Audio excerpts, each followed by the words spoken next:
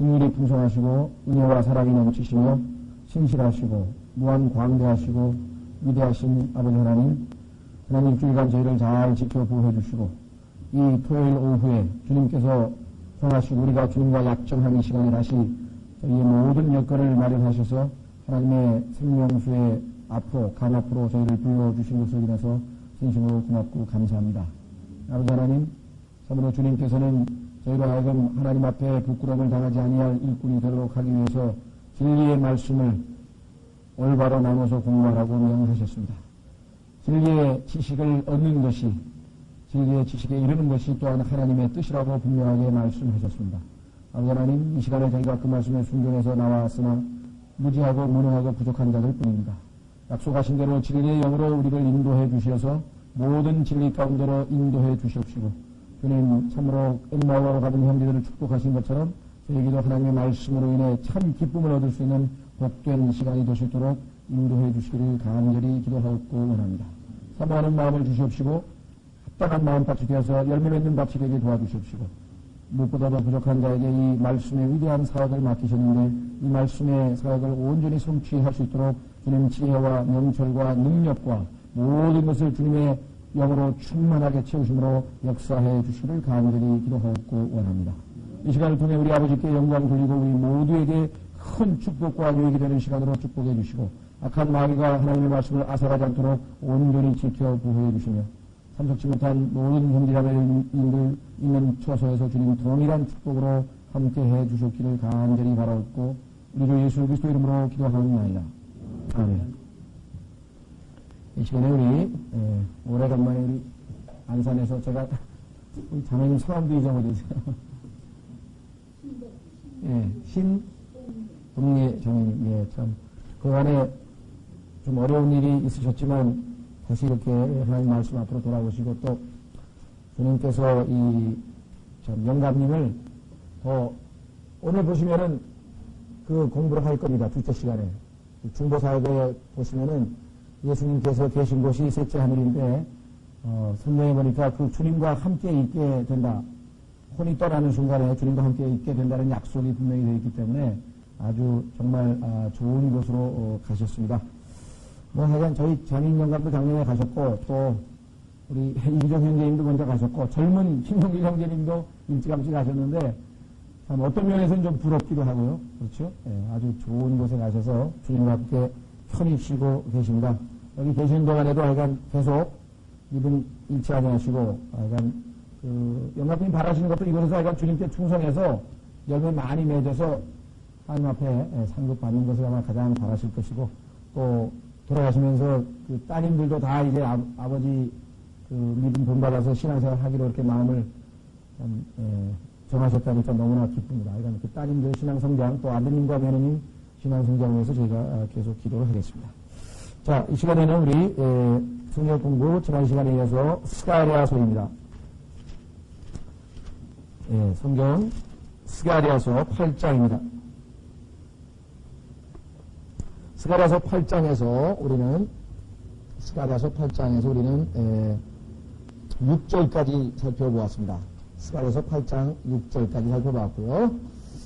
자, 그래서 하나님께서 그 하나님의 심판으로 비참한 모습이 되었던 예루살렘을 회복시키시고 예루살렘으로 다시 돌아오셔서 3절에 보니까 예루살렘을 진리의 도시로 만드셔가지고 그 예루살렘 4절에 보니까 거리에 늙은 남자들과 늙은 여자들이 거하되 다시 말해서 수명이 많이 연장이 되고 그들이 나이가 많음으로 각각 손에 지팡이를 잡을 것이요. 그 다음에 소년들과 소녀들이 가득하고 이렇게 해서 하나님께서 그 축복하시는 모습을 천년 왕국 때에 축복하시는 모습을 지난 시간에 우리가 쭉 살펴보았습니다.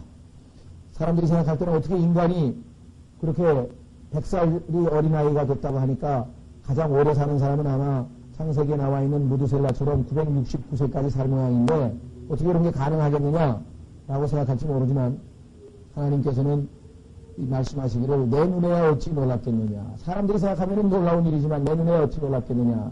뭐 오늘도 이스라엘 그 예루살렘에서 폭탄이 터졌죠. 그러나 조금만 기다리십시오. 조금 있으면 그 이름 그대로 평화의 성읍인데요. The City of Peace라고 하는 그 이름 그대로 주님께서 이루실 것이다.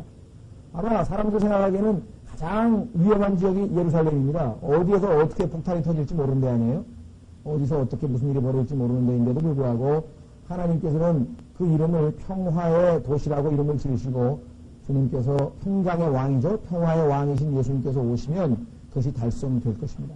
우리 눈에는 불가능한 것 같지만 하나님 보시기에는 전혀 불가능한 것이 아니라고 성경은 말씀했는데, 자, 그러면 그 예루살렘에 거할 백성들을 어디에서 데리고 올 것인가? 7절 보겠습니다. 오늘 우리는 7절부터 공부합니다. 지난 시간에 6절까지 했고요. 7절.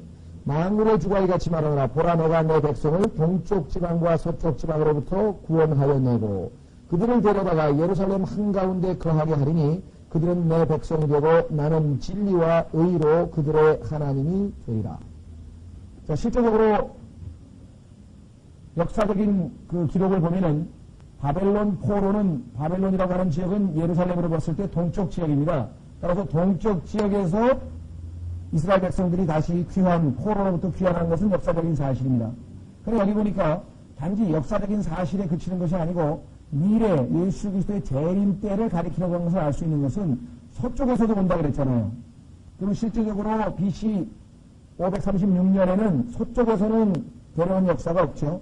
아하, 이것은 단순한 역사적인 사실을 넘어서서 미래적인 예언을 하고 계신 것이다 라고 하는 것을 우리가 알 수가 있습니다.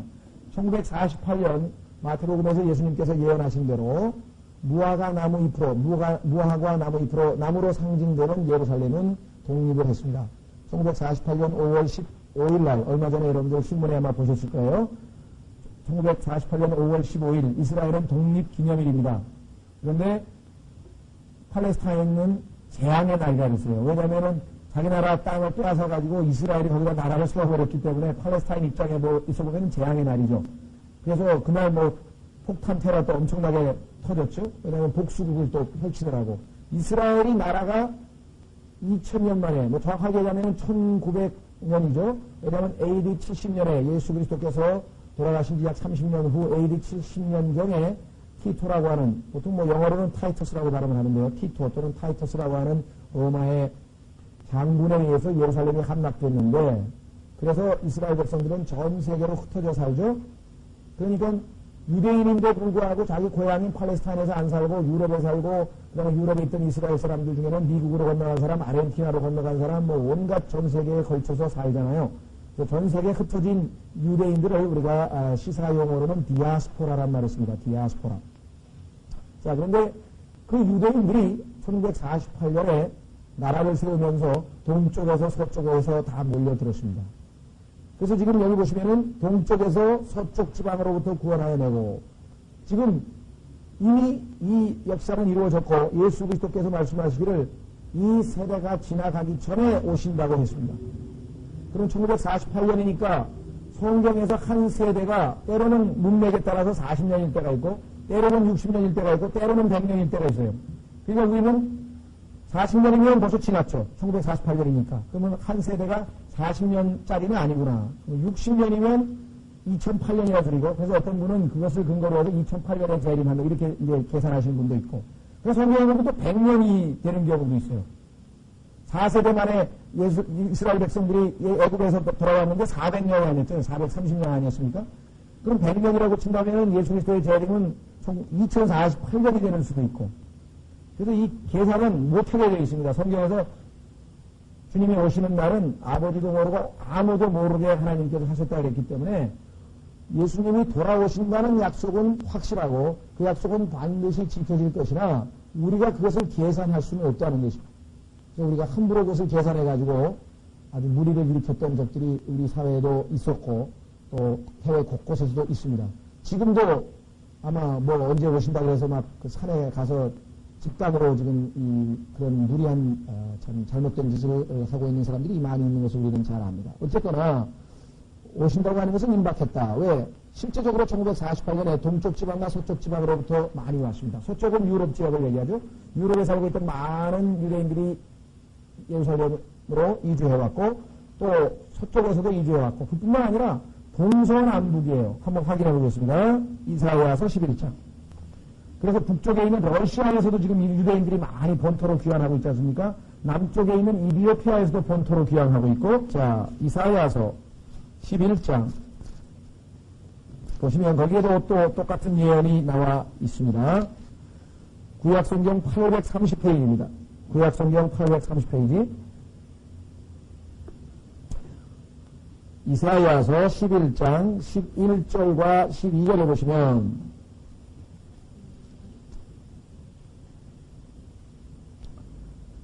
그날에 다시 주께서 그날에 이 성경에서 이 그날이라고 하는 말이 예수님이 다시 돌아오시는 그날을 얘기합니다. 그날에 다시 주께서 두 번째로 자신의 손을 펴사 첫 번째는 우리가 역사적으로 바벨론 포로로부터 돌아오는 것이죠. 자, 두 번째로 자신의 손을 펴사 자신의 백성 가운데 남은 자들 곧 남게 될 자들을 아시리아와 동쪽, 북쪽이죠. 이집트와 남쪽이죠. 바드로스와 구스와 남쪽, 엘람과 동쪽, 시날과 하맛과 다 동쪽, 북쪽, 서쪽은 어디 있어요? 뒤에 나와 있죠. 바다의 여러 섬에서 도로 찾으실 것이요. 바다의 여러 섬은 기중에 예루살렘으로 볼 때는 서쪽에 있는 구브로, 성경에 보면은 사도행전에 구브로라고 하는, 지금은 우리는 키프로스라고 하죠. 키프로스라고 하는 구브로라고 하는 섬이 있고, 그 다음에는 여러분 잘 아시는 누굽니까? 시실리 섬, 마피아의 시실리 섬도 있고, 그 옆에 가면은 프랑스의 나폴레온의 고향이라고 하는, 뭡니까? 무슨 섬인가요? 잊어버렸네. 네? 코르시카, 예, 코르시카 섬도 있고, 거기에 보면은 또 스페인 앞에 우리 아닉트 선생님이 외국가를 작곡했던 분이 살았다고 하는 마요르카 섬도 있고, 더 큰 데는 영국도 있고, 아일랜드도 있고, 다 섬나라들이죠. 서쪽에 있는 섬나라들에서 다 데리고 오신다고 성경에서 말씀하셨고, 12절, 또 그분께서 민족들을 향하여 길을 세우시고, 이스라엘의 쫓긴 자들을 모으시며, 땅의, 뭐라 했습니까? 사방에서, 아까 동쪽과 서쪽만 얘기했지만, 이번에는 사방에서 유다에 흩어진 자들을 함께 모으시리니, 이렇게 되어 있습니다. 자, 그래서 우리는 드디어 예루살렘으로 유대인들이 모여들고 있는 것을 우리 눈으로 지금 목격하고 있습니다. 소련에서부터 오는 거 여러분들이 보셨죠?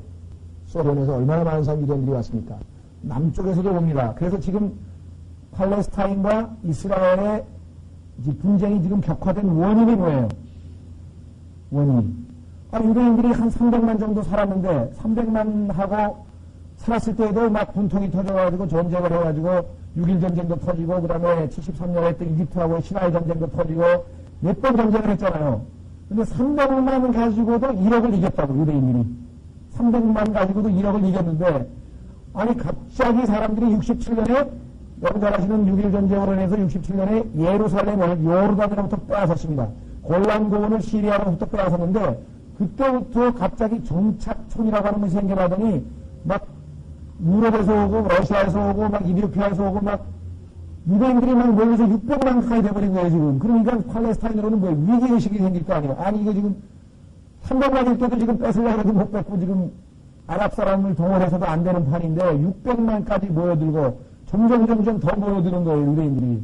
그래서 지금 사실은 이 팔레스타인의 분쟁의 격화는 그 유대인들이 팔레스타인 땅이 모자라니까 300만 살던 때하고 600만 살던 땅이 모자라니까 팔레스타인 사람들이 살던 지역에다가 유대인들의 정착촌을 세웠다. 우리 치면 일산, 분당, 안산, 막 신도시를 막 세웠다고요. 유대인들 그 총리들이. 그 팔레스타인들은 자기들이 살던 토지를 빼앗긴 거 아니에요. 실제적으로 보면. 그래서 지금 분쟁이 격화되고 있는 거죠. 그러니까 앞으로 러시아에서도 지금 더 들어오고 싶어 하는 사람이 있어요. 왜? 러시아에서 사는 것보다 이스라엘 사는 게 훨씬 나아요. 가면 정착촌, 집 공짜로 주죠. 그 다음에 직장 공짜로 주죠. 아이들 교육시켜주죠. 그러니까 못 사는 공산권이나 이디오피아나 저 이집트에 사는 유대인들이 가만히 있겠어요. 다 고국으로 돌아가자. 우리나라도 살만하다. 이제는 이스라엘도 살만한 나라가 됐다. 이렇게 됐거든요. 그래서 그런 것들이 지금 오늘 우리가 보고 있는 성경 기록과 점점 매치돼 가고 있습니다. 그러니까 성경은 항상 시대를 앞서가는 책이지, 야, 이거 뭐 성경, 언제 나온 책을 여태껏 들고서 보고 앉았냐고 생각하는 사람이 있지만, 그렇지 않습니다. 성경은 한 번도 시대에 뒤떨어져 본 적이 없어요. 항상 앞서가고 있어요. 지금 매일 신문에서 보고 있는 얘기가 성경에 나와 있고 그 앞서서 일어날 일을 예수님이 성경에다 기록해 놓으셨다. 그래서 성경은 실로 놀라운 책이 아닐 수가 없습니다. 자, 7절 만물의 주가 이같이 말하노라 보라 내가 내 백성을 동쪽 지방과 서쪽 지방으로부터 구하여내고 지금도 매일매일 이루어지고 있는 예언입니다. 그들을 데려다가 예루살렘 한가운데 거하게 하리니 보세요. 1967년에 이루어졌잖아요. 1967년까지만 전까지만 해도 요르단 땅이라니까요. 그 그게 예루살렘이 여르반이고 이 유대인의 수도는 어디입니까? 텔아비브라고요. 텔아비브. 저 바닷가에 지중해에 있는 항구 도시 텔아비브인데 1967년에 예루살렘을 뺏은 다음에 어떻게 했어요? 예루살렘으로 수도를 옮겨버린 거예요. 이스라엘이. 그러니까 팔레스타인은 어떻게 되겠어요? 아랍 사람들이. 아랍에 있어서의 제3의 성지 아닙니까? 메디나. 그게 마호메트의 뭐 출생지가 그렇고, 메카. 그 다음에 마호메트가 뭐 승천하는 죽었다는 장소고, 두 번째 그 성지고, 세 번째가 예루살렘 아니에요. 근데 그 예루살렘을 아랍 사람들이 소유하고 있던 것을 전쟁을 해가지고 뺏어가지고 텔아비브라고 하는 수도에서 수도를 불러 옮기고 국회를, 크네셋이라고요? 크네셋인가? 제가 잊어버렸네. 이 히브리 말로. 국회도 옮기고 나서 처음부터 예루살렘으로 수도를 바꿔버렸어요. 그러니까 점점 위기의식은 닥치는 거 아니에요. 거기에 이 사람들의 성지인, 큰 아랍 사람들의 성당이 있습니다. 아랍 사람들의 템플, 성전이, 그런데 거기가 바로 모리아라고 하는 산인데, 아브라함이 이삭을 바친 장소예요. 그래서 유대인들도 그걸 아주 너무너무 성지를 여기는데요. 그러니까 잘못하면 그거 가지고 또 전쟁이 일촉즉발로 터질 가능성이 높은 지역 아니겠습니까? 그래서 그 지역에 유대인들이 바벨론 포로로 사로잡혀갔을 때 다 무너지고 뒤에 남아있는 지하에 묻혀있던 담벼락, 그것을 서쪽 벽이라고 하는데 그것을 통곡의 벽이라고 합니다. 왜? 유대인들이 나라를 빼앗기고 다 무너지고 나온 그 안에 통곡의 벽. 그런데 그 통곡의 벽을 샤론이라고 하는 이스라엘 현 지금 총리가 방문해가지고 문제를 일으켰고, 그 다음에 지금 전쟁이 터진 것은 이 사람이 아랍 사람의 그 모스크라고 그러죠. 아랍 사람들의 그 회당, 예배드리는 그 예배당을 샤론 총리가 방문하면서 뭐예요? 드디어 이스라엘이 자기들의 템플을 무너뜨리고 자기들의 성전을 지으려고 하는구나. 그런 훌륭한 소문이 나돌아가지고 지금 요즘에 터키 아주 관계가 악화된 거 아니겠습니까? 그런 모든 내용들이 하나님의 말씀과 밀접한 연관이 있다는 걸 우리가 기억을 해 주시고, 특히 신문에서 다른 걸 안 보셔도 이스라엘에서 일어나는 일은 유심하게 보셔야 돼요. 왜냐하면 하나님께서 이 예루살렘과 유다와 그 다음에 이스라엘 민족이 바로 이 세계의 그 일종의 시계입니다. 시계. 지금 전 세계 역사가 어디에 와 있는가를 알려면 이스라엘에서 벌어지는 일을 우리가 유심히 살펴보면 된다는 거죠. 자, 8절 그들 데려가 예루살렘 한가운데 거하게 하리니 이미 거하고 있습니다. 지금 벌써. 유대인들이 수도가 돼버렸으니까요. 그들은 내 백성이 되고, 자, 백성은 다 준비가 돼가고 있습니다. 누가 오면 됩니까? 왕만 오시면 되는데 마지막 하나 작업이 있어요. 그것은 뭐냐면 이 백성이 거룩하게 돼야 돼요. 지금은요 완전히 타락해서 지난 시간에 말씀드렸잖아요. 소돔과 이집트라고 불린다고 했어요. 소돔과 이집트라고. 오늘 제가 여기 교회 오면서 또 뉴스를 들었는데 지금까지 폭탄 테러 중에서 제일 큰 자살 폭탄 테러가 또 터졌습니다. 예루살렘에서 19명이 죽고 100명이 부상을 당했는데요. 어디서 일어나느냐? 유흥가, 나이트클럽에서 주말에 이스라엘 젊은이들이 나이트클럽에 가서 놀다가 그렇게 일이 벌어진 거예요. 예루살렘의 나이트클럽이 이게 어울립니까? 이게 말이 안 되는 짓이에요. 계속 일이 벌어질 거라고요, 앞으로도. 저도 지난번에 제가 예루살렘 갔다 왔던 얘기했습니다만은 완전히 지금 세속화되어 있거든요. 그래서 어떻게 돼요? 하나님께서 그 유대민족이 마지막 재앙, 그것을 성경에서는 제이콥스 트러블, 예레미야 30장에 제이콥스 트러블이라고 했죠. 야곱의 환란, 그것을 우리는 대환란이라고 한다고 했어요. 그 대환란이 일어나서 어떻게 됩니까? 영광로에다가 금이나 은을 집어넣으면은 다 녹아가지고 나중에 어떻게 돼요? 찌꺼기는 쫙 빠지고 순금이 나오듯이 하나님께서 적 그리스도라고 하는 포악 무도한 히틀러는 그저 예표예요. 그림자에 불과하고 히틀러보다 몇 번이나 지독한 이 적 그리스도가 나타나서 유대민족을 핍박하게 될 것이고 그 유대민족이 이러한 세속적인 것을 다 탈피하고 해. 히틀러보다 더 몇 배나 지독한 사람이 나와서 예루살렘에서 이스라엘 민족을 핍박하면 나이트클럽을 가겠습니까? 술을 마시겠습니까? 춤을 추러 다니겠습니까? 그때는 어떤 일이 벌어진다고 했습니까? 성경에서 화 있을진저 아이벤 여인들이요. 왜? 아이벤 여인들은 도망을 못 가잖아요. 지금 피난을 가야 될 판인데, 저 광야로 피난을 가야 될 판인데 적그리스도가 나타나가지고 그 성경에서 결혼에 대해서, 성경은 결혼을 축복이라고 했고, 아이를, 태의 열매를 하나님이 주신 축복이라고 다 했는데, 그렇지 않은 시대가 있어요. 그게 뭐냐면, 유대인들이 겪게 될 제이콥 수출하고 3년 반 기간 동안에는, 성경에 보면은, 아이 낳는 것이 축복이 아닌, 결혼하는 것이 축복이 아닌, 그래서 예레미야에게 뭐라 그랬어요? 그 시대를 대표하고 있는 예레미야에게 하나님께서 너는 결혼하지 말라. 결혼하지 말라라고 하는 유일한 시대가 바로 그 대환란이에요. 왜? 그때는 가족을 먹여 살릴 수가 없어요. 목숨 하나 부지하기도 힘들어요. 그러니까 아이 있는 사람은 더 힘든 것이. 그것이 마태복음에 주님께서 예언했던 내용들이 나와요. 어쨌거나 내 백성이 되고 나는 진리와 의로 그들의 하나님이 되리라. 곧 이루어질 예언들입니다. 이 말씀 그대로 성취될 것입니다. 9절 만군의 주가 이같이 말하노라. 만군의 주의 집에 기초를 놓아 성전을 건축하려 하던 날에 있었던 대언자들의 입으로 전해준 이 말들을.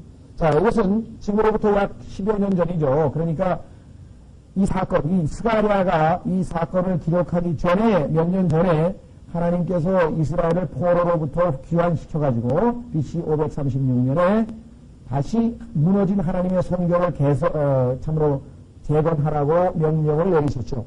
그래서 그때 하나님이 하신 말씀들을 몇 년 동안 이들이 좌절과 낭망, 왜? 방해자들이 있었다고 했잖아요. 방해꾼들에 의해서 좌절과 낭망을 겪으면서 그렇게 있다가 하나님께서 학계라고 하는 선지자를 보내서 다시 그들을 격려하시고, 요번에 또 스가랴라고 하는 선지자를 보내서 다시 그들을 격려하시니까 그 말을 이제 듣는, 하나님의 말씀을 몇 년 동안 그냥 게을리하고 듣지도 아니하고 그렇게 무시하고 있다가 이제 들어요. 마음을 고추 잡았어요. 그래서 이제 듣는 자들아 하면서 이들을 다시 한번 격려하시는 말씀이에요. 그렇죠? 듣는 자들아. 뭐라고 했습니까? 너희는 너희 손을 강하게 할지어다. 비록 너희가 내 말을 듣지 아니하고 게으르게 행동하고 좌절하고 낭망해서 내가 더 이상 너희를 축복하지 아니하였지만 이제는 때가 됐다. 내가 다시 너희를 강하게 할 테니까 마음을 새롭게 해서 다시 하나님의 일에 전념하라 라고 격려하는 말씀입니다. 자, 오늘 실제적으로 역사적으로 있었던 일들이었죠. 한번 확인해 보겠습니다. 10절. 이날들 전에는, 오늘 바로 이날들 전에는 어떤 일이 벌어졌나? 하나님께서 그들을 축복하지 아니하셨을 때에는 어떤 일이 벌어졌나 보세요. 사람이 싹을 받지 못하였고 짐승도 싹을 받지 못하였으며 고통으로 인하여 들어오고 나가는 자에게 평안이 없었나니. 우리나라도 오죽 고난을 많이 겪은 민족이면은 인사가 그래 안녕하십니까 이랬습니까? 안녕하십니까? 그거하고 히브리 말의 샬롬하고 똑같은 말이에요. 히브리의 샬롬이란 말이 평안이거든요. 평안, 안녕. 그러니까 밤새 안녕하셨습니까? 왜?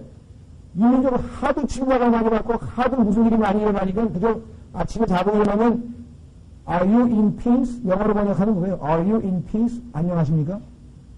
밤새 무슨 일 없었냐 이거죠. 그 이스라엘 백성이나 우리나라도 900회 이상의 침략을 받은 민족이기 때문에 인사말이 그저 평안하냐 이거, 별일 없냐 이거죠. 자, 그런데요, 여기는 뭐예요? 평안이 없어요.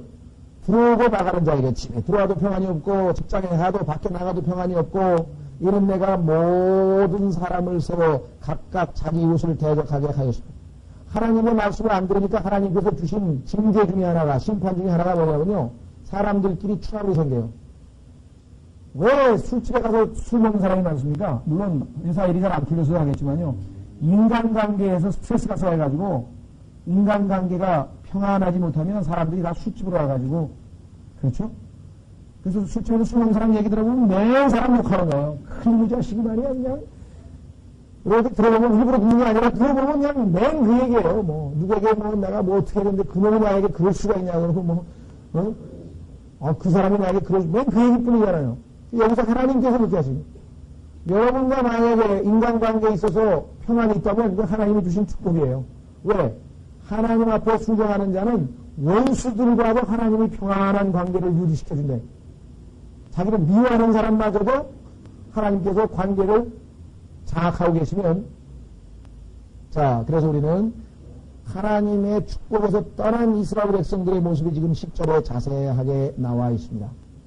자, 우선 뭡니까? 여기서 한 가지 우리가 짚고 넘어갈 것은요, 이날들 전에는, 즉, 하나님의 말씀을 듣기 전이죠. 9절에 보니까 하나님이 이미 몇 년 전에 선지자를 통해서 말씀하셨는데, 그 말을 안 들었잖아요. 그래서 하나님이 축복을 못 해주셨죠. 자, 한번 확인해 보겠습니다. 하나님의 말씀은 한 번 하신 말씀이 변함이 없어요. 그대로 유지되어 있었어요. 우리만 마음을 돌이켜서 하나님의 음성에 귀를 기울이면 돼요. 하나님 말씀은 한 번 선포된 것은 그대로 유지되는 것이죠. 자, 학계로 가보겠습니다. 그 바로 앞에죠. 몇 페이지, 몇 장 넘기시면은요, 거기서 학계라고 하는 선지서 1109페이지 넘겨보시면은 학계서 2장 4절. 2장 4절에 이렇게 말씀을 하셨습니다. 하나님께서 바로 옆에 몇 장 넘기시면 학계 2장 4절에 주가 말하노라 오 수룹바벨아 그러할지라도 너는 이제 마음을 강하게 할지어다. 오 여호사닥의 아들 대제사장 여호수아가 너는 마음을 강하게 할지어다. 주가 말하노라 이 땅의 모든 백성들아 너희는 마음을 강하게 하고 일할지어다.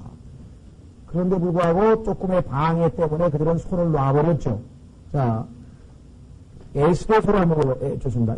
에스라로 가보겠습니다. 에스라로 하나님께서 그 명령하신 내용이 에스라에도 나옵니다. 592페이지.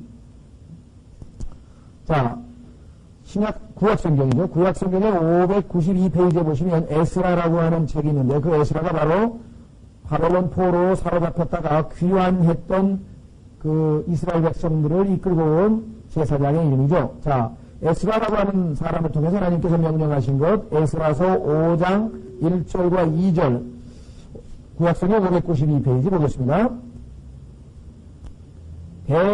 대언자들 곧 대언자 학계와 이또의 아들 스가랴가 이스라엘 하나님의 이름으로 유다와 예루살렘에 거하는 유대인들에게 대언하였더니 이에 스알디엘의 아들 수룹바벨과 요사박의 아들 예수아가 일어나 예루살렘에 있는 하나님의 집 건축하기를 시작하며 하나님의 대언자들이 그들과 함께 그들을 돕더라. 초반에는 순종했죠. 중간에 방해를 받아가지고 중간에 손을 놔버렸죠. 그래서 이 내용들을 들었던 그들이 중간에 하나님 앞에 순종 못하고 있다가 스가랴서 9장에 8장에서 하나님께서 다시 격려하는 말씀을 듣고 다시 이제 순종하려고 마음을 돌이킨 그 내용이 지금 나와 있습니다. 그래서 하나님께서 그들이 하나님께 순종하지 않았던 시절에 있었던 하나님의 심판의 내용을 10절에 말씀하셨죠. 자, 10절은 다시 한번 살펴보겠습니다. 어떤 심판들이 있었는가. 첫 번째, 싹을 받지 못하였다. 일을 했는데 월급을 안 주는 거예요. 지금 우리나라도 지금 임금체를 많죠. 그러니까 하나님이 축복을 안 하시면요, 사업을 해도 이익이 나야지. 요즘에 우리나라에서 그 구조조정에 해당되는 퇴출당하는 회사들은 뭐냐면 자기들이 뭡니까 영업을 하고 해간 생산활동을 해가지고 해간 영업을 해서 기업활동을 했는데 얻은 수익이 꾸어온 돈, 빚 갚는 이자보다도 못하다 이 말이에요. 그러니까 결국은 손해를 보면서 지금 하는 거 아니에요? 그런 회사는 지금 다 퇴출당하고 있잖아요. 하나님께서 축복을 안 하시니까 사람이 일을 하긴 하는데 싹을 가지 못할 정도밖에 생산성이 안 돼요. 물론 이 당시에는 주로 농업이었을 겁니다. 농업. 자, 어느 나라는 1년에 2모작까지 하면서 많이 생산성이 높은데 어느 나라는 생산성이 이렇게 낮죠. 지금도 아마 여러분들 논농사를 비유해 볼 때요. 논농사, 우리나라의 생산성은 지금 굉장히 낮습니다. 미국과 우리나라를 한번 비교해보면 아마 우리나라가 50%밖에 안 될 거예요. 생산성이. 똑같은 농사를 지어도 미국이 2배, 똑같은 땅에서 2배 이상의 그 소출을 얻는다 이 말이에요. 우리가 생각할 때는 이것은 뭐 과학적인 영농 방법이니 뭐 비료의 문제니 하지만요. 성경은 그 모든 것을 하나님의 축복과 연관시켰습니다. 하나님께서 축복하시면은 충분한 생산성이 있는 것이에요. 그러나 그렇지 못하면 짐승도 먹고 죽으라고 일했는데도 생산성이 없다. 이게 소출이 안 난다 이 말이죠. 달걀을 쭉쭉쭉쭉 놔가지고 많이 나야 되는데 이 먹기를 먹었는데 달걀이 낳지를 않아. 그러면 누구 탓이에요? 네. 성경에서는 하나님의 말씀을 듣지 아니하였기 때문에 하나님께서 그 하나님의 말씀 듣지 않는 자기 백성을 괴롭히시는 거예요. 괴롭히는 목적은 하나님께서 그 세디스가 돼서 그 괴롭하는 것을 즐기시는 것이 아니고 말을 안 들으니까 매를 때려서 하나님 마음을 알아서 다시 하나님 품으로 돌아오게 하신다 이 말씀이죠. 제일 인간이 괴로운 게 뭡니까? 굶는 거 아니에요. 그러니까 하나님은 소출이 안 나오니까 그때 어떻게 되겠어요? 하나님 말씀을 안 들었더니 하나님이 매를 때리심으로 할 수 없다. 하나님께로 돌아가자. 이렇게 될 거 아니에요. 결국은 그렇게 됐죠. 하나님 목적이 달성이 됐죠. 현명한 사람은 매 때리기 전에, 그렇죠. 매 안 맞고 하나님 말씀 축복받는 게 낫지. 매 맞고 할 수 없이 돌아가서 축복받는 것보다는 훨씬 낫죠. 자, 그래서 여기 보시면 짐승도 그리하였다고 성경은 말씀하고 있습니다. 그러니까 하나님께서 우리에게 건강을 주십니다. 하나님께서 우리에게 일할 수 있는 힘도 주시고 또 우리에게 직장을 줄 수 있는 고용 기회, 일할 수 있는 일자리도 주시고 그러나 그 일자리가 무엇까지 있어야 돼요? 우리의 필요를 채울 만큼 충분한 수익성이 있어야 된다 이거예요. 그 모든 것을 누가 관장하시느냐? 하나님께서 관장하신다. 하나님 앞에 겸손하고 하나님의 원칙대로 하면은 풀리고 그렇지 않으면 어려움을 겪는 것을 성경에서 오늘 우리에게 말씀하고 계십니다. 자, 그 바로 앞에 학교에서 다시 가보겠습니다. 1장. 한 서너 장 넘기시면은 앞으로, 뒤쪽으로 학계 1장 6절과 9절에 하나님께서 이들을 우리나라에서 지금 경기 북부 뭐 이렇게 해서 지금, 중부지방에 비가 안 오고 있는데, 그래가지고 그냥 뭐 각 이 군 단위로 막 도 단위로 모여가지고 지금 기후제를 지내고 지금 막 무당들을 불러다가 지금 난리법석을 치고 있습니다. 하도 비가 안 온다고. 성경에 비 안 오는 건 우리가 어떻게 타락해서 그런 거죠. 구약 성경에는 특히 성적인 타락과 가뭄과 밀접한 연관이 있습니다. 아프리카에서 비 안 오는 이유는 성경으로 보면은 분명한 거예요. 거기는 성적 문란 때문에 그렇거든요. 우리나라 지금 뭐 되어가는 일이 성경을 봤을 때 가뭄과 뭔가 연관이 있습니다. 어쨌거나 하여간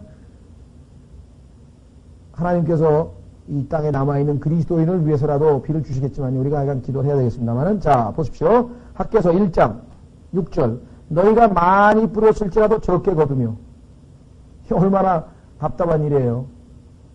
하나님께서 막으시면 아무리 씨를 많이 뿌리고 아무리 뭘 해도요 적게 거두며 먹을지라도 충분하지 아니하며 마실지라도 마신 것으로 만족하지 아니하며 입어도 따뜻하지 못하며 싹을 받는 자는 싹을 받아 구멍난 자루에 넣느니라. 아무리 월급 많이 받으면 뭐예요? 인플레가 막 50% 60% 올라가가지고 구매력이 떨어지면은 아무 소용도 없는 거죠. 자, 9절로 가겠습니다. 너희가 많은 것을 바랐을 때 보라 그것이 적게 되었고 그것을 집으로 가져갔을 때 내가 그 위에 바람을 불었느니라. 결국은요 남는 게 하나도 없고 아주 궁핍한 상태에 놓이게 됐다고 하나님께서 말씀을 하십니다. 자, 뿐만 아니라 10절 다시 옵니다. 스가랴서 세 번째 고통은 뭐냐? 첫 번째는 사람이 싹을 못 받았고 두 번째는 짐승이 싹을 못 받았고 세 번째는 뭡니까? 고통으로 인하여 들어오고 나가는 자에게 평안이 없었습니다.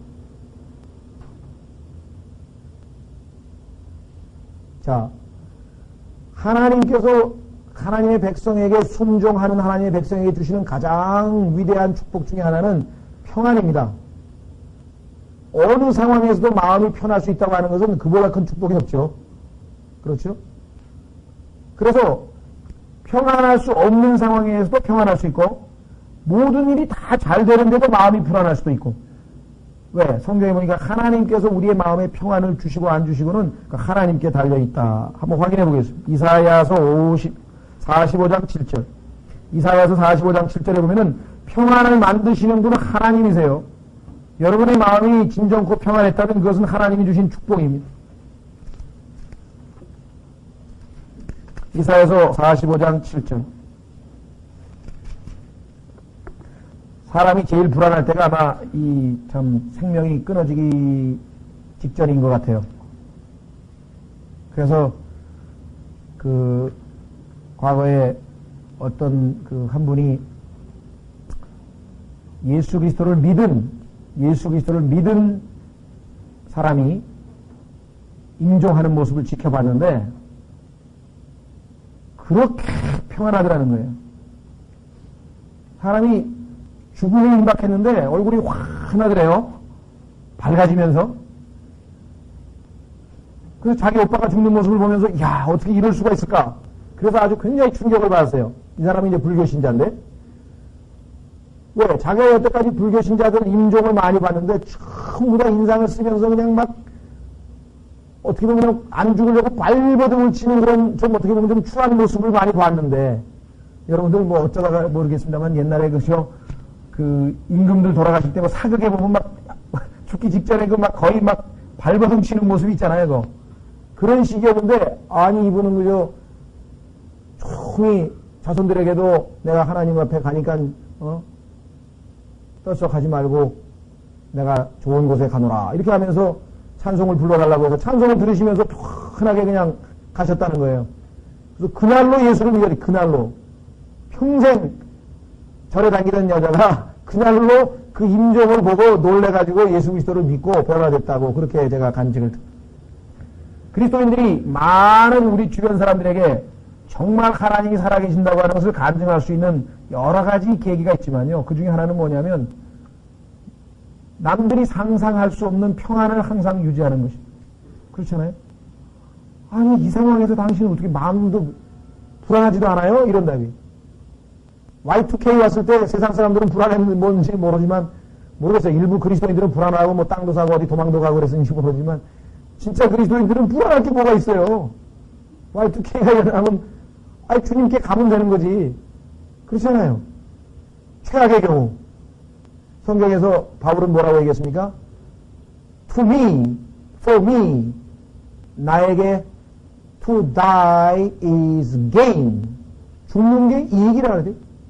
lost, 손해가 아니고 이익이라 그랬대, 이게. 왜?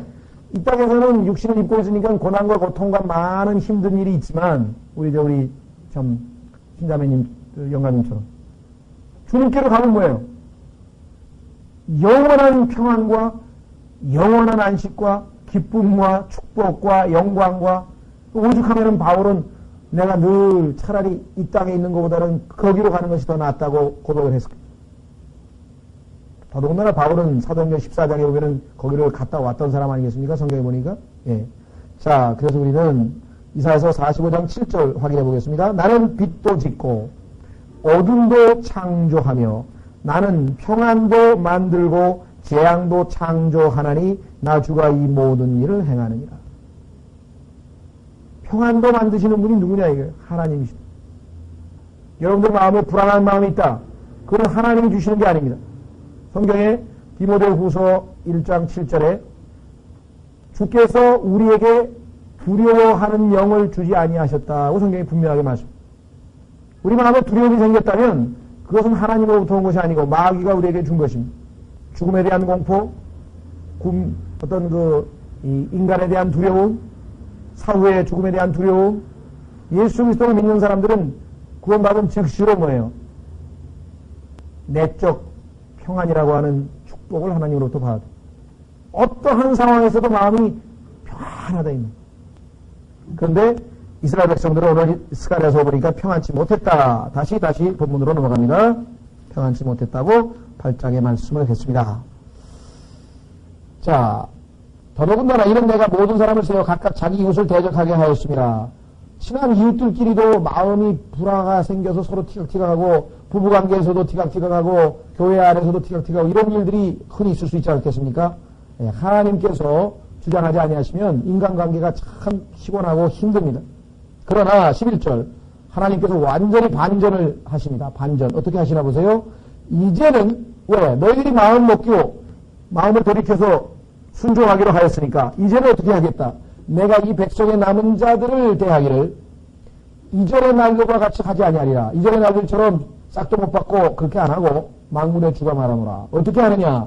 그럼 축복이 나오겠죠. 축복의 내용은 12절. 이는 씨가 잘 자라며 포도나무가 자기 열매를 내며 땅이 자기 소출을 내며 하늘들이 자기의 이슬을 내릴 것이요 또 내가 이 백성의 남은 자들로 하여금 이 모든 것을 소유하게 할 것이니라. 자, 조심하셔야 돼요. 이 백성의 남은 자들, 물론 이 시대에 역사적으로 적용됩니다. 그러나 이 남은 자들이라고 하는 이 후손, 이들의 후손의 개념은 오늘날 이스라엘 백성에게 미래적 예언적으로 적용이 된다고 하는 사실이죠. 그래서 천년왕국이 도래했을 때 이루어질 예언적 사실을 우리가 직시해야 되겠습니다. 자, 그래서 이제 이스라엘이 지금 젖과 꿀이 흐르는 땅에서 사막화돼 버렸죠. 완전히 황폐한 사막이 되었다가 이스라엘 백성들이 돌아와서 요즘에 여러분 잘 아는 기부츠도 만들고 뭐 이런 거 저런 거 만들어서 지금 사막을 옥토화하는 작업을 하고 있지만 그건 한계가 있습니다. 지하수 퍼가지고 뭐 그렇게 해봐야 한계가 있죠. 지금도 뭐 지하수 다 끝나면 어떡할 거예요, 그 다음에. 어차피 고갈될 것인데. 하늘에서 하나님께서 비를 주셔야죠. 여기 나와 있습니다. 성경에 보니까 하나님께서 이스라엘 백성들이 천년왕국 시대에는 어떻게 됩니까?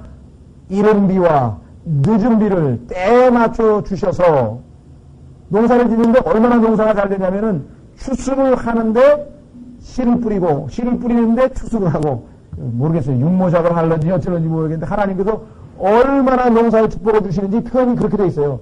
씨 뿌리고 추수하고 씨 뿌리고 추수하고 그냥 계속 연이어서 일어나는 것으로 성경에 묘사가 되어 있습니다. 자, 13절.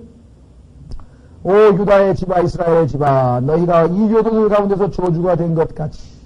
자, 이교도들 바벨론 사람들에게 저주가 됐죠. 이스라엘 백성들이. 하나님의 저주. 자, 그 다음에는 어떻게 돼 이번에는? 이제는 내가 너희를 구원하여 너희로 하여금 복이 되게 하리니.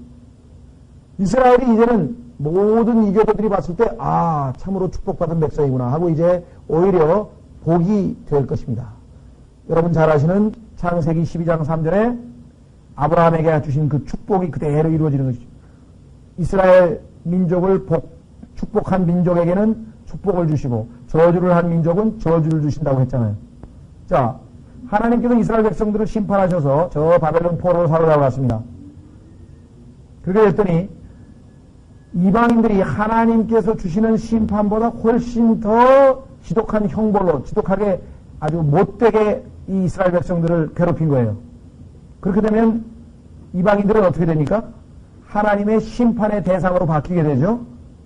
그러니까 이스라엘이 뭐가 된 거예요? 이방인들에게 저주가 된 거지. 이스라엘 때문에 벌 받잖아요. 그런데 이번에는 이스라엘이 복의 근원이 되는 것이에요. 이스라엘 때문에 이방인들도 덩달아서 복을 받는 거라요. 그렇게 이번에는 바꿔주겠다라고 지금 하나님께서 미래의 이스라엘의 모습을 보여주는 것입니다. 자, 13절 다시 보시면 오 유다의 집아 이스라엘의 집아 너희가 이교도들 가운데서 저주가 된 것 같이 이제는 내가 너희를 구원하여. 이스라엘은 민족적인 구원을 얘기합니다. 이스라엘 민족은 민족적으로 구원을 받게 되는 게 예수님 재림 당시죠. 너희로 하여금 복이 되게 하리니 너희는 두려워하지 말며 오직 너희 손을 강하게 할지니라. 여러분들 개인적으로 한번 생각해 보십시오. 예루살렘 시민이라고 여러분이 한번 생각해 보세요. 하루가 멀다 하고 폭탄이 터지고 백화점을 마음대로 가겠습니까? 왜? 자살 폭탄은 모르죠. 몸에다 넣고 와가지고 거기서 그냥 터쳐버리잖아요. 오늘도 그랬고. 버스에서도 같이 앉아가다가 갑자기 안전피 뽑아가지고 팍 그러면 이스라엘 민족만큼 불안하게 사는 민족이 없어요. 제가 갔을 때도요, 오죽 불안하면요, 이스라엘 사람들인데 자기네 나라 돈을 원치를 않아요. 왜? 불안하니까 언제든지 도망을 가야 되잖아요? 짐 싸갖고 떠날 준비를 해야 되는 이 사람들은? 그럼 뭐가 있어야 돼요? 달러가 있어야지. 제가 그 81년, 83년도에 갔을 때도 지금도 마찬가지입니다만은, 물론 관광객들이어서 그렇지만요, 이스라엘 사람들이 환전을 할 필요가 없어요. 쉐켈이라고 하는 돈을 왜? 전부 달러로 달래요, 달러로. 그래서 집에 보면 다 달러를 쟁여놓고 있어요. 왜냐하면 언제 이스라엘이 전쟁터로 변할지 모르니까 이 사람들이 이 달러를 쟁여놓고 있다는. 얼마나 불안하면 그러겠습니까? 지금도 보면 이스라엘은 언제 무슨 일이 터질지 몰라요. 하나님께서 항상 이들에게 말하는 게 뭐예요? 너희는 두려워하지 말며 오직 너희 손을 강하게 할지니라. 하나님의 약속의 말씀을 믿고 있는 믿음이 있는 유대인들은 밤에 다리 쭉 펴고 자고, 그렇지 않은 사람은 불안해서 아마 그 신경 안정제인지 아마 엄청 팔릴 거예요. 이 사람들이. 밤에 술을 마시든지. 잠이 안 오잖아요, 잠이. 잠이 안 오죠? 네. 자, 그래서요, 우리는, 주님께서 바꾸시는 내용. 자, 14절. 만군의 주가 이같이 말하노라. 너희 조상들이 나의 분노를 일으켰을 때 내가 너희를 벌하리라 생각하고 뉘우치지 아니하였노라. 뉘우친다는 얘기는 뭐냐면, 하나님께서 너희들이 말을 안 들었기 때문에 내가 반드시 징벌하리라 라고 한 것을 돌이키지 않고 그대로 집행하셨죠. 그래서 바벨론으로 포로로 잡혀갔잖아요. 여러분들 구약성경 '역대기하' 이런 때 열왕기하 같은 데 보면은 요시아라든가 히스기야라든가 이런 유대의 많은 왕들이 마지막 부분에 회개하고 개혁을 일으켰습니다. 그런데도 불구하고 하나님께서 징벌하셨어요. 그 얘기는 뭐냐면 하나님께서 한번 정하신 것을 바꾸실 수 없다 이 말이에요. 그래서 결국은 저로 이 바벨론 포로로 잡혀갔는데 이번에는 내가 너희를 지금처럼 축복하겠다고 한 약속도 결코 뉘우치지 아니하리라. 한번 축복하겠다 한 약속도 반드시 지키겠다 이 말이에요. 비유죠, 비유. 그러니까 곧 다가올 이스라엘 민족의 예수 그리스도의 재림시에 있게 될 축복은 반드시 이루어질 일이라고 하는 것을 하나님께서 이와 같은 비유를 통해서 말씀하고 계시는 것입니다. 그렇죠? 징계도 확실했다면 축복도 확실하다 이건 말이에요. 왜? 여기 나왔잖아요. 15절. 그와 같이는 뭐예요? 내가 너희를 벌했던 것과 똑같이 이날들에는 다시 예루살렘과 유다의 집에게 잘 행하리라 생각하였나니 너희는 두려워하지 말지니라. 유대인들 가운데는 이 말씀을 아마 믿고 있는 유대인들이 있을 것입니다. 유대인들 중에서는 근본주의자들이 있는데요. 지난번에 이 라빈인가요? 총리를 살해했던 그 근본주의자들도 성경을 믿고 있었던 사람입니다. 성경을 믿는 유대인 근본주의자들은 타협을 원치 않습니다. 왜냐하면 성경에는 지금 현재 이스라엘이 가지고 있는 팔레스타인 땅뿐만 아니라 요르단과 시리아와 이라크의 일부 지방까지 다 하나님께서 아브라함에게 주신 것으로 약속되어 있어요. 오히려 우리가 땅을 뺏어야 될 판인데 왜 자꾸 골란공원 내주려고 그러고 그 다음에 가자지구 내주고 여리고 내주고 헤브론 내주고 지금 팔레스타인에게 한 대여섯 개 내줬거든요 지금. 그러니까 근본주의자들은 하나님의 뜻을 어긴 거죠. 왜 하나님이 우리에게 주신 거를. 그리고 이것은 다 유업 아니에요. 인헤리턴스, 상속. 절대로 줄 수 없는 건데 지금 막 주고 있다고요. 거기에 대해서 지금 아주 분노하고 그래서 지금 강경파인 그 샤론 총리가 정권을 잡은 것은 그런 분위기가 지금 확산돼가지고 오히려 이제 정권을 잡은 것이고 팔레스타인과 타협하려고 하는 것을 거부하고 있는 상황이 지금 진행 중이죠. 자, 그래서 하나님께서는 이제 반드시 그렇게 하시겠다고 15절에 말씀을 하셨습니다. 그렇다면 16절부터 17절의 내용은 무엇인가?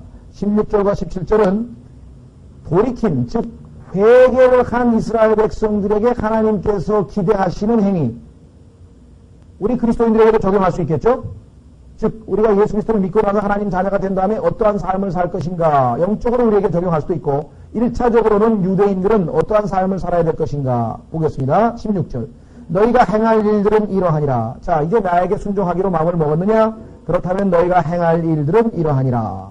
안 들을 때는 얘기해도 안 들을 거니까 말씀도 안 하시지만 듣기로 마음을 먹었습니다.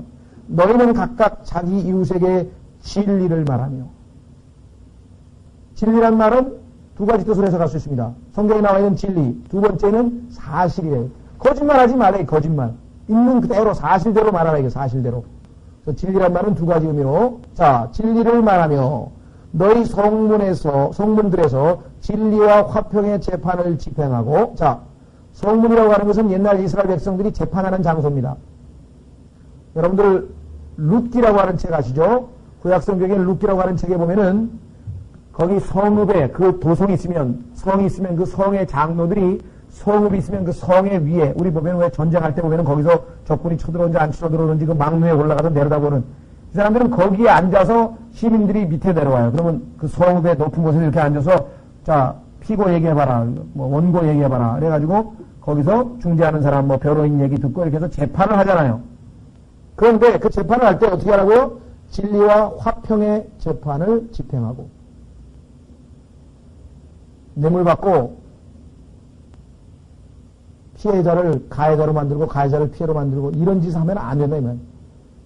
이건 오늘날 우리 시대만 있는 게 아니라 옛날부터 이 재판에는 반드시 뇌물이라는 게 있었습니다. 그래서 여기 지금 그러한 불의한 짓에 대해서 하나님께서 지금 얘기하고 있죠. 그 다음에 너희 중 아무도 마음속으로 자기 이웃을 치려고 악을 꾀하지 말며, 속으로 악한 생각을 다른 이웃들에게 품지 말고 거짓 맹세를 사랑하지 말지니 이는 내가 이 모든 것을 미워함이니라 주가 말하노라. 자 16절 17절에 나와 있는 네 가지는 한마디로 하면은 재판 시에 일어나는 일이에요. 재판할 때 사실 그대로 증언해야지, 거짓말하지 말고. 재판하는 사람도 진리에 따라 올바르게 법대로 해야지. 그 다음에 속으로 내가 이 악한 마음을 품고 하지도 않은 짓을 막 거짓 증거한다거나 뒤집어 씌운다거나 이런 얘기를 해서는 안 되겠고, 그 다음에 거짓 맹세, 이러한 모든 얘기가 한마디로 하면은 공정한 재판이 진행되는 사회가 바로 뭐예요? 정의로운 사회죠. 하나님께서도 그걸 얘기하시는 거예요. 모든 시시비 비비를 가리는 데가 바로 재판인데, 그 사법부가 썩으면 그 다음에 다 썩은 거죠. 서로 의견이 틀려서 티격하고 싸우더라도 결국은 사법부에서 공정한 재판을 해서 판결을 내리면 그걸로 시시비비가 가려지니까 사회에 법과 정의가 쓰는 거 아니에요. 그래서 하나님께서 모세에게 출애굽 당시에도 보면은 그러한 일을 맡기셔서 싸우고 재산 문제로 싸우고 그 다음에 뭐로 싸우고 올 때마다 다 모세에게 와서 모세가 하나님의 말씀에 모를 때는 또 어떻게 하나님께 기도해서 묻고 이거 어떻게 하면 좋겠습니까? 하나님께서 이렇게 하라 그러면 거기에 대해서 따라서 판결하고, 지금은 구약 성경에 다 기록되어 있으니까 유대인들은 여기에 민법, 형법, 상법, 유생법, 뭐 제사법 해가지고 600개의 법이 토라라고 하는 창세기부터 신명기까지 5권의 책인데요. 이것을 히브리 말로 토라라고 합니다. 이걸 율법서라고 하는데, 이 사람들은 이거를 아주 집에서 그냥 달달달달 외우고 초등학교, 아니 유치원생서부터 배우는 거예요. 이 토라를. 유대인들은 아주 그냥 경전이죠. 이 아랍 사람들이 코란 뭐 어렸을 때부터 막 읽듯이 이 사람은 그렇게 읽고 다니는 그 토라예요. 그 법대로 하라 이거죠. 자, 그래서 우리도 이 사법적, 뭐 우리나라 사법부는 뭐 제가 간접적으로 듣기로는 뭐 아주 뭐 엄청나게 부패해 있다고 얘기를 들었습니다. 사전에 뭐 미국은 더 말할 것도 없고요. 미국은 뭐 변호사하고 가가지고 다 짜가지고서 뭐 각본을 만들고 뭐 하여간 그런 일도 비일비재하고, 하여간 이 성경에서 하나님께서 왜 이 변호사들에게 그렇게 강력한 말씀을 하셨는지 저는 그런 실정을 모를 때에는 별로 실감이 안 났었어요. 성경에 보니까 하나님께서 뭐예요? 화했을 진저 너희 뭐라 그랬습니까? 율법사더라. 번역은 율법사죠. 영어로는 뭐예요? lawyer. 우리말로 번역은 변호사예요. 법조인이란 말이에요. 법조인. 요즘 말로 법조인들 알아요. 법. 왜? 법을 아니까요. 자기들은 법망을 피해서 온갖 탈법 행위를 다 하고 아니까 세무사들이 세금을 제일 안 내는 방법을 알 거 아니에요. 이게 변호사들도 나쁜 일은 법은, 그러니까 죄는 죄인데 법에는 안 걸리는 죄를 다 안다고 사람들은 빠져나가는 걸 기가 막히게 알잖아요. 근데 그건 뭐예요? 법을 모르는 무식한 사람한테는 그냥 정말 이 수임료 엄청나게 받아가지고 챙기고 말이에요. 그 성경에서 이 율법사들, lawyer, 법조인들에 대해서 아주 마태복음서부터 강력하게 비판하는 얘기가 나오는데, 유대인들도 이 사회가 건전할 때에는 뇌물 안 받고 건전한 재판을 했습니다. 근데 사회가 타락했다고 하는 그 어떤 상징이 뭐냐면 이 사법부의 타락이죠. 그래서 여기서 지금 주님께서 그것을 회복하라고 지금 말씀하고 있습니다. 자, 우선 신학적으로 한번 적용해보면요.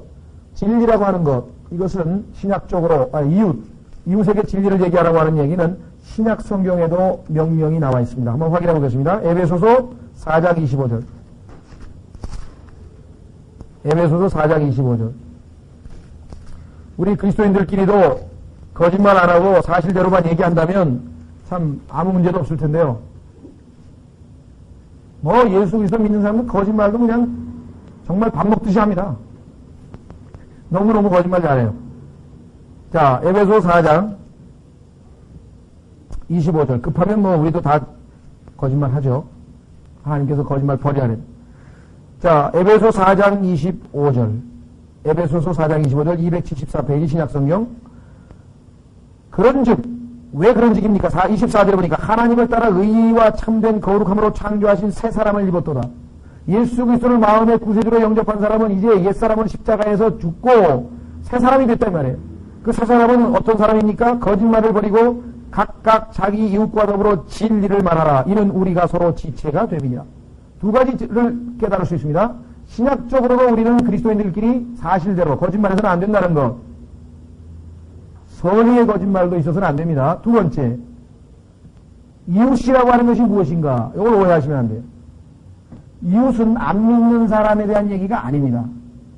예수 그리스도를 믿지 않는 사람들에게 교회가 양로원도 지어주고 그다음에 뭡니까 고아원도 짓고 사회사업을 하는 것은 나쁠 건 없어요. 그러나 성경에서 얘기하는 이웃을 사랑하라고 하는 것이 그것은 아니라는 것이. 왜냐하면 성경에서 이웃이라고 하는 것은 지체라 그랬대. 예수 그리스도를 믿는 사람들에게 우선 1차적으로 우리가 사랑의 대상이 돼야 되고, 예수 그리스도를 믿지 않는 사람들에게 해야 될 일은 첫 번째가 무엇입니까? 그들에게도 영원한 생명을 얻을 수 있는 길, 예수 그리스도를 소개해서 그들로 하여금 지옥의 형벌로부터 벗어나는 축복을 일단 주는 것이죠. 그렇게 되면 어떻게 돼요? 지체가 될 거 아니에요. 그 하나님 자녀가 돼서 지체가 됐을 때에는 그 다음에 우리가 뭐예요? 사랑의 대상이 되는 것이죠. 그래서 아직 믿기 전에는 사랑의 대상이라기보다는 어떻게 하든지, 물론 그의 혼을 사랑하니까 우리가 복음을 전하는 것이죠. 우리가 여기서 얘기하는 이웃이라고 하는 개념을 성경을 통해서 우리가 좀 정리를 해볼 필요가 있습니다. 자, 그 다음에 여기에서 악인데요. 17절, 너희 중 아무도 마음속으로 자기 이웃을 치려고 악을 꾀하지 말라고 했을 때 이 악이라고 하는 것은 어디에서 나오는가? 악한 마음으로부터 나온다고 성경은 말씀합니다. 악은 어디에서 시작되는가? 악한 마음에서. 한번 확인해 보겠습니다. 마태복음 15장. 마태복음 15장. 마태복음 15장.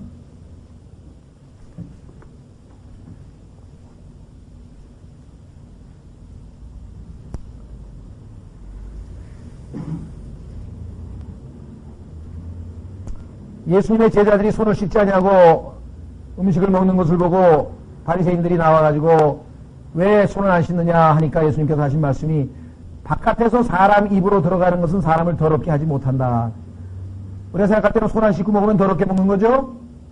그러나 예수님 말씀은 그게 사람을 더럽게 하는 게 아니라 오히려 사람의 마음에서 나오는 것, 어떤 겁니까? 18절.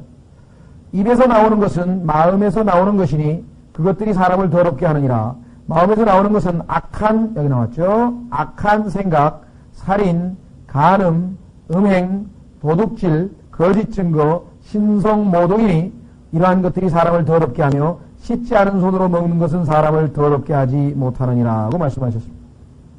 그 외에는 예수 그리스도로 말미암아 우리의 더럽혀진 마음을 씻었습니다. 깨끗한 마음을 이제 주셨다 이게 우리에게. 그렇지 않으면 그리스도인들도 마찬가지로 악하게 살 수밖에 없는 것이에요. 그러나 예수 그리스도를 믿는 순간에 우리에게 이제 우리의 마음을, 우리의 양심을 예수 그리스도의 피로 씻었다고 히브리서 9장에 말씀합니다. 그래서 우리가 정결케 된 마음을 가지고 이제 선한 행실로 하나님을 섬길 수 있게 되었습니다. 그래서 구원받기 이전에 우리 마음속에 담겨있는 것들을 성경에서 이렇게 잘 열거해 놓고 있는 것을 우리가 알 수 있습니다. 자, 마지막으로 거짓 맹세. 자, 거짓 맹세라고 하는 것은 여러분들 아시다시피 오죽하면은 재판할 때마다가 뭐랄까요. 오직 진실만을 말할 것을 선서합니다 하고 이게 증인으로 불려나가면 선서하잖아요. 국회에서도 청문회 할 때도 선서하고 다 선서하지 않습니까? 그렇죠? 선서도 하고. 그 다음에 선서하기 전에 이 사람은 경찰에서 신문 받을 때 또 어떻게 합니까? 절대로 거짓말이 아님을 진술합니다 하고 또 사인까지 하고 진술서에다가. 그래도 의심스러우면 그 다음에 어떻게 돼요? 거짓말 탐지기를 동원해가지고 또 거짓말 탐지기로 또 하고. 그래가지고 그것도 안 되면 대지 신문을 하는 거예요. 대지 신문을 하고. 그러니까 인간이 얼마나 진리를, 사실대로 얘기를 안 하면 온갖 종류의 방법을 동원해가지고 어떻게 사실을 밝혀보려고 하는데 그래도 이 인간의 마음속에 숨겨져 있는 거짓말을 밝혀낼 수가 없어요. 그렇잖아요. 사람의 속마음에 그 숨겨져 있는 걸 어떻게 하냐 이게. 인간은 정말 온갖 방법을 동원해가지고 어떻게든 사실을, 진실을 얘기 안 하고 자기에게 불리한 얘기는 얘기 안 하고 그래서 여기서 말씀하고 있는 거짓 맹세를 사랑하지 말지니 이는 내가 이 모든 것을 미워함이라. 다음 시간에 이 미워함에 대해서 좀 살펴보겠습니다. 왜냐하면 어떤 사람들은 오해해서 하나님은 모든 것을 다 사랑하고 미워하는 게 없으신 줄 알아요. 그러나 하나님이 미워하시는 게 많습니다. 죄도 미워하시고 죄인도 미워하시고 성경에 보면은 그래서 우리는 하나님이 잘못된 것을 미워하셔야 올바른 것을 사랑하시는 하나님이 되시지 거짓말도 미워 사랑하시고 다 살인도 사랑하시고 다 사랑해버리면 뭐가 되는 거예요? 우리는 성경에 계시된 하나님은 악을 미워하시고 선을 사랑하시는 분이라고 하는 것 다음 시간에 우리 몇 구절 더 찾아보시고 18절서부터 계속 공부하도록 하겠습니다. 좀 쉬었다가 우리 예수 그리스도의 중보사역에 대해서 성경 공부하겠습니다.